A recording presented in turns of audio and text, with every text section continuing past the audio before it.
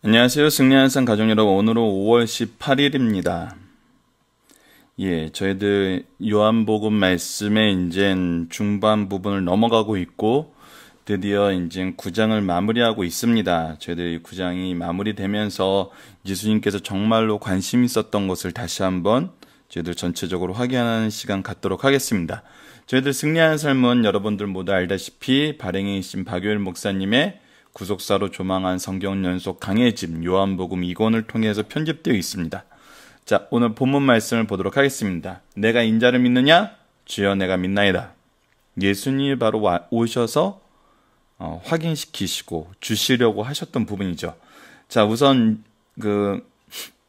바리새인들과의 변론 내용을 계속 같이 한번 확인해 보도록 하겠습니다. 이에 그들이 맹인이었던 사람을 두 번째 불러 이르되, 자, 이제 부모도 불렀고 처음에 불러서 확인을 했고 부모도 불러서 확인한 다음에 두 번째 불러서 이를 때는 조금 달라졌어요.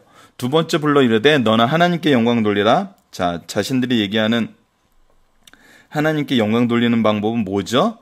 우리는 이 사람이 죄인인 줄 아니라 예수가 죄인인 것이 하나님께 영광 돌리는 거야. 협박을 합니다. 대답하되 그가 죄인인지 내가 알지 못하나. 그러나 맹인 되었던 사람은 뭐라 했죠? 죄인인지 내가 알지 못하나. 한 가지 아는 것은, 한 가지 분명히 아는 게 있어요. 무엇이죠? 내가 맹인으로 있다가 지금 보는 그것이니이다. 그들의 이르되 그 사람이 내게 무엇을 하였느냐? 어떻게 내 눈을 뜨게 하였느냐? 대답하되 내가 이미 일렀어도 듣지 아니하고, 듣지 아니하려고 그래요. 어찌하여 다시 듣고자 하나이까? 당신들도 그의 제자가 되려 하나이까? 오히려 제자가 되고 싶어서 자꾸 물어보는 거예요. 더 확인하는 거예요. 그러자 그들이 어떻게 돼? 그들이 욕하여 이르되 너는 그의 제자이나 우리는 모세의 제자라. 자, 바리새인들은 원래 거절하던 사람들은 그 평행선에서 달라지질 않았어요. 예수님은 너희들이 아브라함의 자손이면 아브라함이 행한 일을 했었고 너희들이 모세의 자손이면 모세가 행한 일을 했을 것이다 하지만 이들은 여전히 그들의 육체적인 것을 자랑하는 데서 끝나고 있어요. 하나님이 모세에게 말씀하신 줄 우리가 알거니와. 이 부분은 알아요. 하나님이 모세에게 말씀하셨느냐, 이 사람은 어디서 왔는지 알지 못하느니라. 자, 우리는 모르겠다는 거예요. 왜 모르겠다 그러죠? 그러자 왜 모를 수가 있냐는 얘기를 이제 이 소경되었던 사람의 입을 통해서 선언이 됩니다. 그 세 사람이 대답하여 이르되 이상하다. 어디서 왔는지, 어떻게 예수님이 어디서 왔는지 왜 모를 수가 있죠? 이상하네요. 이 사람이 내 눈을 뜨게 하였을 때, 이 사람이 내 눈을 뜨게 하였는데 당신들은 그가 어디서 왔는지 알지 못하는도다. 왜 모르죠? 자, 그러면서 이 사람은 무식한 사람이었어요. 정규교육을 받을 수도 없었어요. 빌어먹고 있었어요. 그런데 이 사람들이, 바리새인들이 서로 예수님에 대해 논쟁하는 얘기를 듣고 알게 된 진리 하나가 뭐예요? 그리고 그동안 그가 유대 소사이어티에서 알고 배우고 들어왔던 모세 율법의 내용이 뭐예요? 하나님이 죄인의 말을 듣지 아니하시고, 자, 하나님은 죄인의 얘기를 듣지 않으세요. 경건하여, 지금 갑자기 펜 인식이 안 되고 있습니다. 그냥 말로만 하겠습니다. 경건하여 그의 뜻대로 행하는 자의 말을 들으시는 줄 우리가 아나이다. 자, 하나님은 누구의 말을 듣냐면 죄인의 말은 듣지 않고 경건하여 그의 뜻, 하나님의 일을 행하는 자의 말을 들을 줄을 우리가 아나이다. 그런데 창세 이후로 맹인으로 난 자의 눈을 뜨게 하였다함을 듣지 못하였습니다.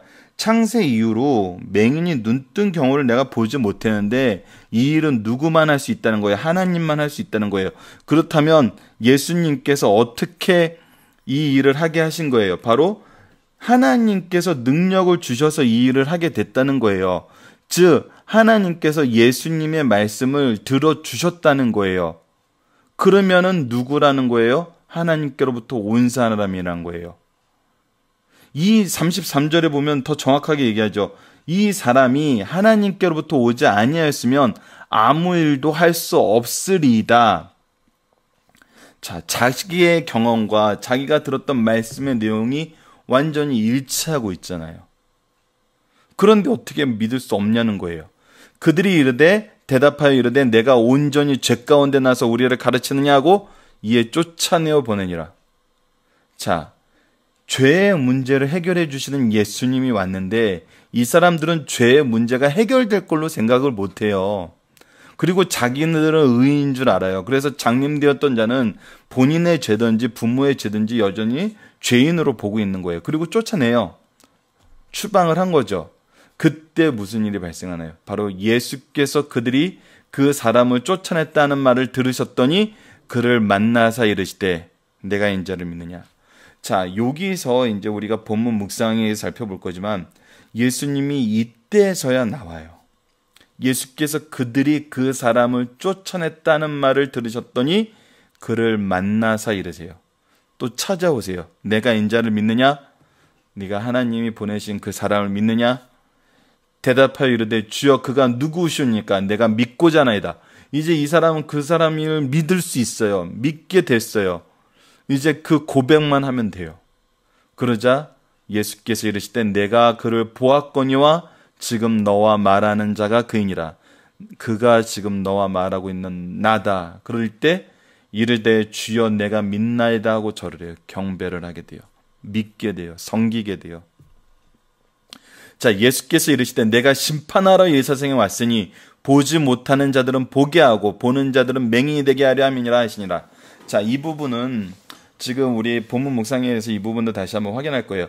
앞부분에 있는 저라고 이 대칭이 돼요. 앞부분에서는 예수님이 이 땅에 빛으로 오셨고 아직은 일할 때고 아직은 믿을 수 있다라는 그 얘기하지만 이제 예수께서 이 죄의 문제를 해결해 주고 너희들에게 빛이 되심을 드러나서 하늘나라로 간 다음에 다시 오시게 될 때 어떻게 한다는 거예요? 심판주로 오게 된다는 거예요. 이 세상에 왔으니 예수님 빛으로 오셨으니까 이 세상에 와서 보지 못하는 자는 보게 해요.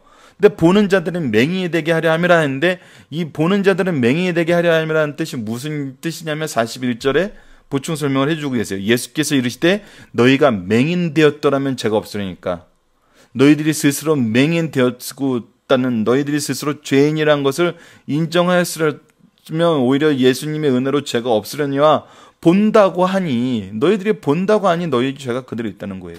보지 못하는데도 본다고 하니 죄인이면서도 죄가 없다고 하니 그 죄가 그대로 있는 거예요. 그게 오히려 영적인 맹인이란 거예요. 본다고 생각하지만 너희들은 보지 못하고 있다는 거예요.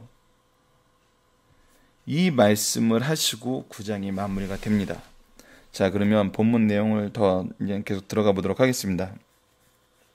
맹인 되었던 자의 신앙의 변화의 모습을 통해 그리스도가 전파되어 되는 과정을 통해 증언과 말씀의 힘을 다시 한번 묵상해 봅시다. 예. 이 맹인 되었던 자의 신앙의 변화의 모습을 통해 예수님이 어떻게 전파되어 되는 과정과 그 말씀의 힘을 이제 보도록 하는데, 자, 우선은 그 위에 나와 있던 말씀을 먼저 소개하도록 하겠습니다. 15절을 보면 그러므로 바리새인들도 그가 어떻게 되었는가인지를 물으니 이르되 그 사람이 진흙으로 내 눈을 바르며 내가 씻고 보나이다 해서 첫 번째 이 사람의 예수님에 대한 태도는 뭐냐면 그 사람이에요. 그 사람. 아직 누군지 몰라요. 나의 눈을 떠줘서 고맙긴 할 텐데 이 사람의 얼굴을 내가 확인한 것도 아니고 이 사람이 무슨 능력이 있어서 일을 행한지 나는 모르겠고 사실만 알아요. 내 눈에 진흙을 발라서 씻고 보게 했다는 거예요. 그랬는데 이걸 가지고 바리새인 중에 우리 지난주 금요일날 나눴던 말씀이죠. 어떤 사람 말하되 이 사람이 안식일을 지키지 아니하냐 하나님께로 온 자가 아니라 하면 어떤 사람 말하되 죄인으로서 어떻게 이런 표적을 행하느냐 하며 그들 중에 분쟁이 일어나요. 분쟁이 일어나면서 이들이 얘기하는 내용 속에 하나님의 말씀과 자기에게 나타나는 그 증거를 확인하게 돼요. 그래서 이 사람에게 다시 물어요. 이에 맹인되었던 자에게 다시 묻되 그 사람이 내 눈을 뜨게 하였으니 너는 그를 어떠한 사람이라고 하느냐? 대답하되 선지자입니다. 하나님이 보내신 사람이 맞아요. 그리고 나서 오늘 말씀에서는 하나님이 죄인의 말을 듣지 아니하시고 경건하여 그의 뜻대로 행하는 자의 말씀을 들으신 줄을 우리가 아나이다. 창세 이후로 맹인으로 난 자의 눈을 뜨게 하였다함을 듣지 못하였으니 이 사람은 하나님께로부터 오지 아니하였으면 아무 일도 할 수 없으리이다. 자, 그 사람이라 그랬다가 선지자로 그랬다가 이제 메시아로 고백하게 돼요. 사마리아 여인의 내용하고도 비슷하죠. 그 유대인의 남자였다가 선지자였다가 선생님이었다가 선지자였다가 메시아였지만 이 신앙이 예수님을 만나서 예수님의 복음을 확인하고 예수님께서 주시는 그 생명의 말씀을 경험하고 소유하게 되고 그것이 구약에 이미 우리에게 주셨던 말씀과 일치하는 그 내용으로 구성되어 있다는 것을 발견하게 되면은 메시아이심을 고백할 수 없게 돼요. 그래서 36절은 어떻게 돼요? 대답하여 이르되 주여 그가 누구오니까 내가 믿고자 하나이다. 그래서 예수님이 자기 이름을 소개하자 이르되 주여 내가 믿나이다 하고 절하게 돼요. 복음의 내용과 나에게 이 복음의 내용이 어떻게 적용되었는지를 우리가 볼 수 있어야 돼요. 말씀은 살아서 능력이 있어가지고 우리를 깨우쳐 주세요. 우리를 변화시켜 주세요.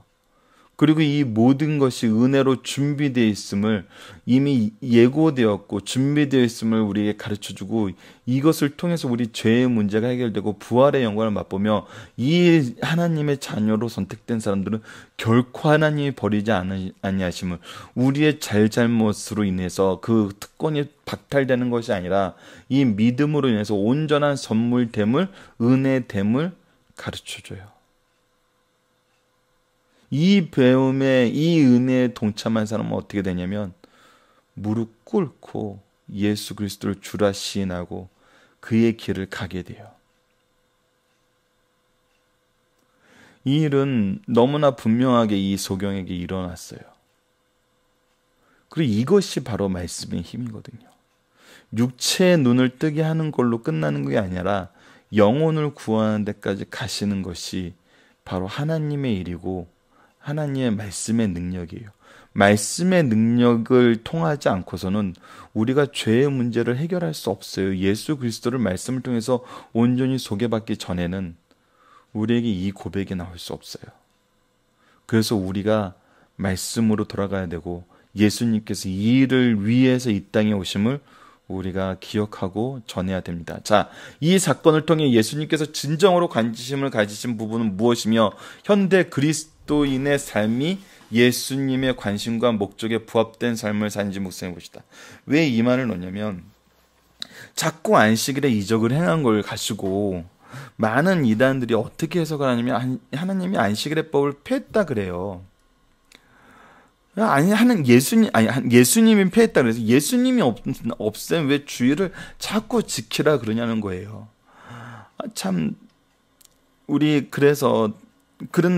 그리고 예수님은 항상 이 불의한 자들과 싸웠다 그래요.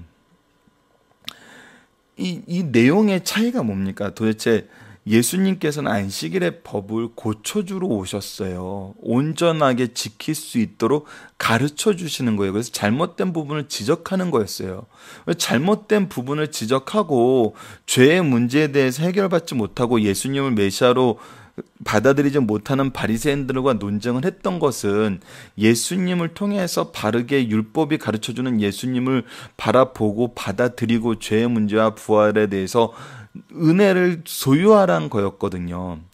그것을 위해서 바리새인들의 잘못된 말씀과 예수님 그리스도를 받아들이지 못함을 위해서 싸우셨어요. 근데 사람들은 이 겉모양을 보고 안식일도 예수님이 폐한 거고 그 당시에 부도덕한 바리새인들하고 도덕적인 전쟁을 벌였다 그래요. 그러면서 포갑당하는 로마에 대해서는 이 폭력에 의해서 소외받는 계층들을 돌보셨다는 얘기를 한 거죠. 이것은 뭐냐면 겉모습은 똑같은데 그 안의 의미는 내가 원하는 모습을 자꾸 바꾸는 거예요. 그 내용을 그래서 오늘 본문을 통해서 한번 확인하자는 거예요. 우선 안식일의 주인됨은 우리 지난주 금요일 날 이미 얘기를 했었어요. 안식일의 주인이 무슨 뜻인지. 예수님께서 안식일의 주인이라고 안식일의 법을 자기 마음대로 해석하는 게 아니라는 걸 말씀드렸었어요. 오히려 안식일 율법에 의해서 죄가 있으면 우리의 구원자가 될 수 없죠. 죄가 없으세요. 이 부분이 중요한 내용입니다. 이 부분을 잘못 해석하시면 안 돼요. 율법을 폐했다고 이 얘기는 그 율법이 우리의 죄를 지적하는 내용이 이젠 끝나고 예수 그리스도를 통해서 율법의 기능이 폐해진 거죠. 예수 그리스도를 발견하고 예수 그리스도의 은혜로 우리가 구원을 받음을 알게 되니까 기능이 끝인 거예요. 그걸 폐하고 아주 없앤 게 아니에요. 그 의미, 그 율법이 주는 그 하나님을 섬기는 모습은 그대로 남아있어요. 이 안식일법은 창세기에 우리 타락 전에 이미 존재하던 하나님과 우리와의 교제의 방법이었어요. 우리가 창세기에서 이미 살펴봤다시피. 그런데 이걸 가지고 자꾸 다른 말을 하는데 그 증거가 뭐냐면 바로 그렇지 않다는 증거가 뭐냐면 바로 요한복음 9장 35절 41절이에요. 예수님이 약한 자를 구원하시기 위해 오셨고 불의한 자를 정말 정죄하시기 위해 오셨다면은 예수님이 어디에 계셨어야 됐냐는 거예요. 이 소경되었던 자가 눈을 뜨고 이 정말 무시무시한 이 바리새인들이 하나님을 들먹이면서 저주받을 놈이라고 하고 너 예수를 저주하지 않으면 하나님을 경외하는 게 아니라고 이런 말도 안 되는 주장을 할 때 예수님이 어디 계셨나요? 그 자리에 안 계셨어요. 이 장면만 보더라도 예수님의 목표가 어디에 있는지 분명하게 나타나요. 세상 것에 있지 않았어요.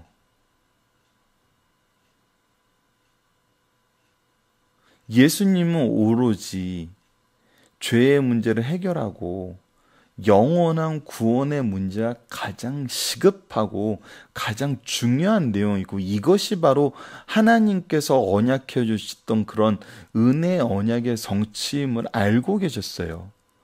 그래서 그들이 쫓아내자 그를 찾아가요. 자, 35절 볼까요? 예수께서 그들이 그 사람을 쫓아냈다는 말을 들으셨더니 그가 그를 만나서 이르시되 내가 인자를 믿느냐 대답하여 이르되 주여 그가 누구시오니까 내가 믿고자 하나이다. 예수께서 이르시되 내가 그를 보았거니와 지금 너와 말하는 자가 그이니라. 이르되 주여 내가 믿나이다 하고 절하는지라. 자, 예수님께서 이 일을 하신 다음에 선언하는 말씀을 보세요. 예수께서 이르시되 내가 심판하러 이 세상에 왔으니 이제는 어떤 이 구원의 문제가 해결되면 구원의 방법을 제시해 줬는데도 이들이 받아들이지 않으면은 다음에 이르는 건 심판이라는 거예요. 보지 못하는 자들은 보게 하고 보는 자들은 맹인이 되게 하려 함이라. 자, 이 부분을 앞부분 말씀과 한번 연결해서 봅시다. 9장 3절에서 4절에서 예수께서 대답하여 이르시되 이 사람이나 그 부모의 죄로 인한 것이 아니라 그에게 하나님이 하시는 일을 나타내고자 하심이라. 때가 아직 낮음에 나를 보내신 이의 일을 우리가 하여야 하리라. 밤이 오리니 그때는 아무 일도 할 수 없느니라. 아무도 일할 수 없느니라. 지금 예수님이 일할 시기이고 우리가 그 예수님이 일할 시기에 하시는 일이 뭐냐면 바로 예수 그리스도를 통해서 죄의 문제를 해결받고 부활의 영광에 참여하는 거예요. 하나님의 자녀로서의 그 자격을 회복하는 거예요. 구원에 들어가는 거거든요. 근데 이게 때가 있어요. 그 때가 지나면 이제 안 된다는 거예요. 그리고 결국 심판하실 그때가 되면은 오히려 심판을 받는다는 거예요. 죄의 문제가 해결되지 않고 그들에게 여전히 죄의 권능 안에서 죄의 종된 상태가 계속 유지가 된다는 거죠. 이게 우리가 지상의 삶을 살 동안에 가장 중요하게 생각해야 되는 부분인 거예요. 이 부분을 우리가 바로 알아야 되고 바로 가르칠 수 있어야 돼요. 그렇지 않으면 어떻게 돼요? 엉뚱한 데 관심을 갖게 돼요. 자기의 의만 세우려 그러게 돼요.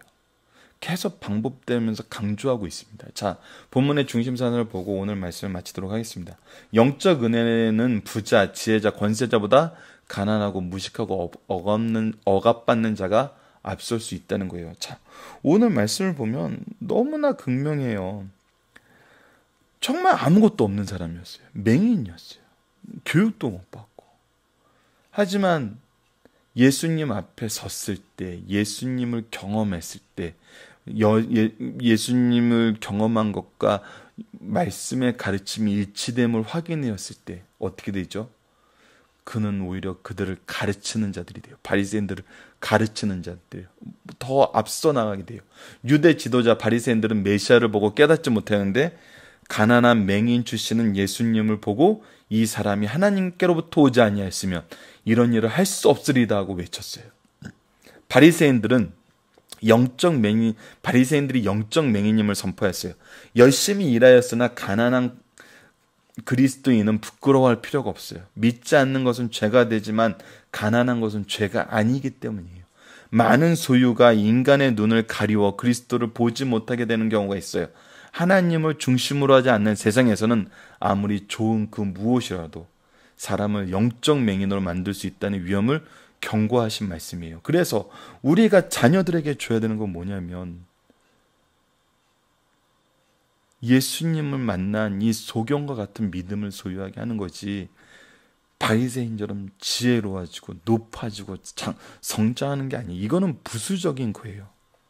사도 바울이 이 모든 것을 배설물처럼 여겼다는 그 말을 통해서 우리는 많은 신앙의 선배들이 이것을 경험하고 이것을 소중히 여기고 이것이 정말 얼마나 중요한지 우리에게 계속 역설적으로 얘기하는 것을 발견할 수 있어요.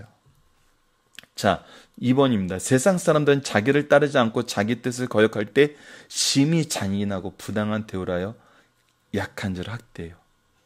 이것에 종교인도 예외는 아니었어요. 유대 지도자들은 날 때부터 맹인이었던 자가 순수한 입장에서 예수를 메시아로 영접하자 그를 공동체에서 출교시켜버렸어요. 쫓아냈잖아요. 그러나 하나님의 자녀들은 그 누구도 출교시킬 수 없는 6장, 7장, 8장에서 계속 얘기하는 거예요. 누구도 하나님의 자녀 되었던 그것을 뺏어갈 수 없어요. 왜요? 예수님의 품에 있기 때문이에요. 그리스도 안에서 누리는 하나님의 사랑은 끊을 수 없다는 사실을 보여주고 있어요. 자, 마지막 3번입니다. 예수님의 인자심과 겸손하심이 얼마나 큰가를 보여주고 있어요. 자, 여러분, 예수님은 메시아셨어요. 그리고 만왕의 주인이었어요. 그러나 예수님은 자기의 그 위치를 자랑하고 드러내려는 것이 아니라 오로지 무엇에만 관심이 있었어요? 구원에만 관심이 있었어요.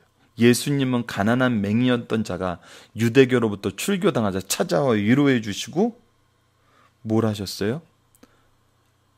그가 예수님을 받아들일 수 있게 그 앞에 다시 드러내 주셨어요. 주님께서는 자기 백성이 당하는 고난의 모습을 언제나 지켜보고 계세요. 그리고 성도가 그 어떤 경우에도 두렵지 않고 예수님을 붙잡을 수 있게 찾아와 주세요. 자, 우리가 어떤 환경에 처하더라도 두려움을 이겨내고 예수 그리스도를 붙잡을 수 있는 신앙을 소유하셔야 돼요. 이것은 이 소경의 경우처럼 너무나 쉽게 우리에게 다가오게 돼요. 왜요?